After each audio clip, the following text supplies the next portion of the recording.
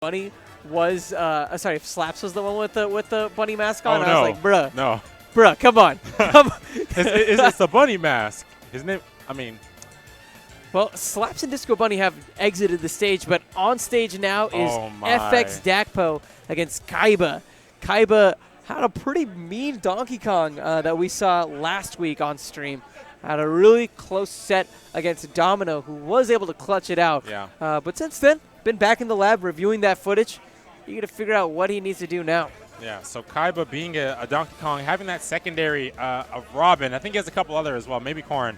But if we go back to a previous tournament, Super Bit Wars 4, where Dakpo actually lost to DK Will, a DK player, the DK Zero Suit matchup doesn't seem like an unwinnable one in DK's favor. So if Kaiba's able to play this right, he can take it over. However, Dakpo recently coming off a mini hiatus, kind of getting back into the swing of things. He's actually, I think, seeded 6th at this tournament, which is kind of weird. That is for insane. Dakpo. Back in the day, you see Dakpo come in the building, and I'd just be like, "Well, I know who's going to be in Grants today." Exactly. And now it's so ridiculous how skilled everyone in our region is starting to get. Yeah. The Triforce. It seems to be dissolved in form of a new order, but regardless, Dakpo still an incredible player. Is he giving? He's Is he actually giving a shout out to Remzi? Daxi? Oh, yeah, possibly. He's got oh man, I mean, it just might be. I mean, I know that Remzi at times does tune into Shockwave, so. Dude, I was surprised at how many people actually. So there was a Twitter post yesterday from Anti. Someone was like, "I'm getting bodied from this guy from Dallas named Cosmos." Yeah. And then I was surprised at how many people in the comments and like how many like top players was like, "Oh yeah, this guy's awesome. Oh yeah, this guy's awesome." And like, yeah, I watch him all the time. He wins Shockwave all the time. And I'm like, I was surprised at how many people actually tune into these weeklies and watch our players compete. Yeah, it's like, wait, y'all are watching? y'all know about us? How many people are watching right now?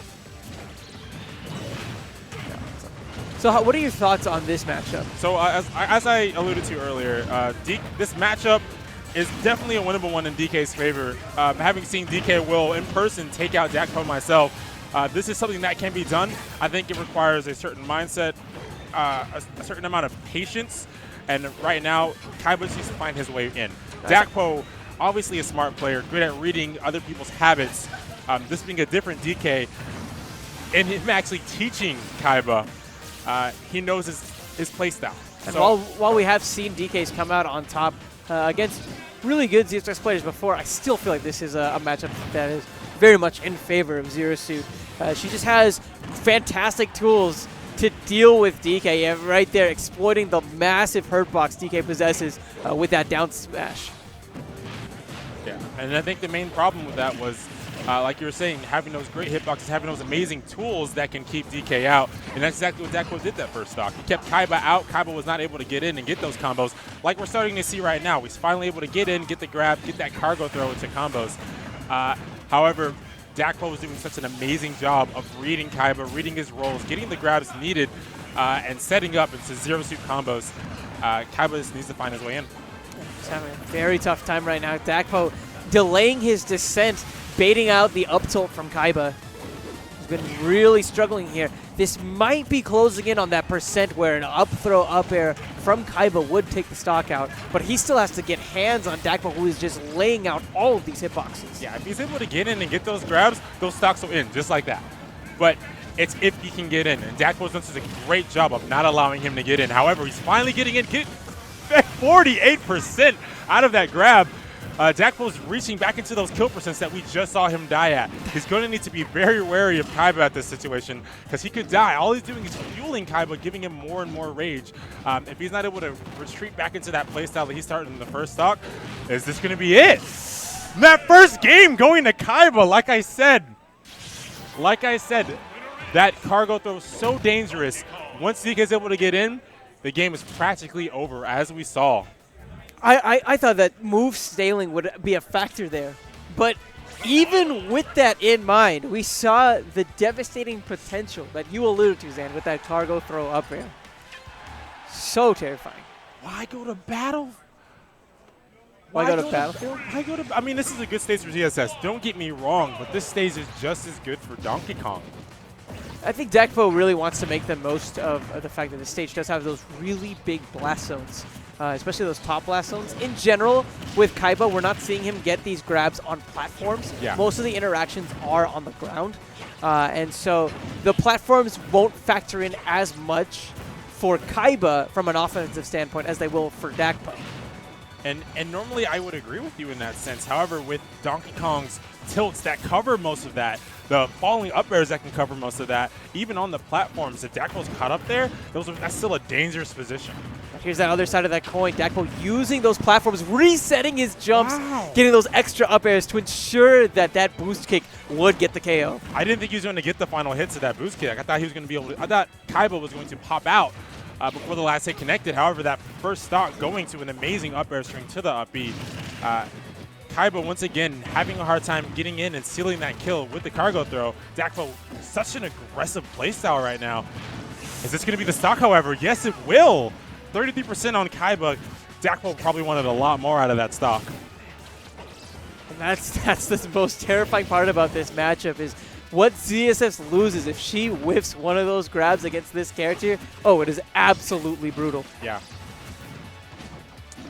So I like to put kind of a weird metaphor for Donkey Kong here. When you're fighting against Donkey Kong's slowly trying to climb up to a certain point. Once he gets you to that certain point, he just walks back down the hill, and that's that cargo throw into the up air. However, the down smash into the down B will be the stock in Dakpo's favor. Amazing string there to end that last stock. Just proving exactly what Dakpo needs to do. If he can just consistently force Kaiba off stage, get some of those down smashes, he has the opportunities to land the spikes to close out the games. Yes, exactly. The areas where Kaiba has really succeeded have been those on-stage interactions. And it hasn't been a couple. He's just had to win a few to come out on top. And as you were saying, ZSS has the tools to completely dominate this matchup. It's just whether or not she can keep DK out. Going to back to this is actually back to Smashville. No, yeah, game 1 was on Lilac, game 2 on Battlefield, and yeah, to Smashville we go. I'm surprised Dakpo let him go back here, but all right, Dakpo. What is it about Smashville that surprises you in regards to the stage? Well, nothing at all. Nothing at all. Don't worry about it. Everything I said before. This stage is amazing. Dakpo for president. I mean, that was... oh, my gosh. He didn't take a percent. Wow. Oh, my God. Wow. Can you... And I know that... Don't do it. No. I'm at a loss for words. He's just a boy. No, he's just... Okay, whoa, you got to hit. That 2%. There was the biggest sigh of relief. Oh, my gosh. The entire venue just took a moment to breathe there. That would have been absolutely ludicrous. But let's not count Kaiba out. We saw in game 1 that while Dakpo ran amok with that first stock, he was still able to bring it back. But this is an entirely different Dakpo. He is looming around that ledge, and he is going to get that 2 stock with just over a minute on that match. Wow. That's what I call adapting. I'm like, that first game, Kaiba surprised us all. Came out, won it, got 2 cargo up the airs back-to-back. And then game 2, it was close. Dakpo, I guess, still adjusting to the matchup, still getting used to Kaiba's version of DK. And then we take it back to that match, showing how he ended that stock. Ooh. Oh, my gosh. Dirty. That was so sick. But was every single stock in that last game from that flip kick? I think so, yeah. he got 2 flip kick kills, one early one and one well-timed one, counteracting that up B. But that adaptation from Dakpo was just amazing. Able to come and dominate that hard that last game when it had been so close the other 2. Man, that's a top player for you. Yeah.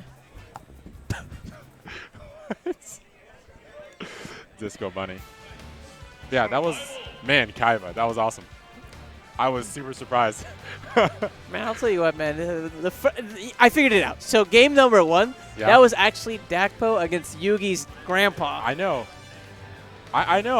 I actually alluded. I talked about that. how you teach them. So it's like, but man, that first game. Woo. Here you get you. That was crazy.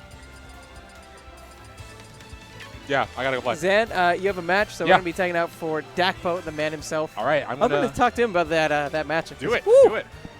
Woo.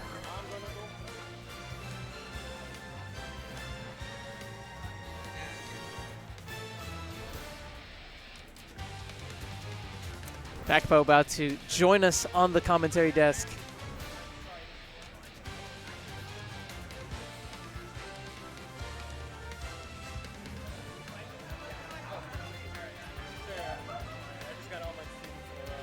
Yeah.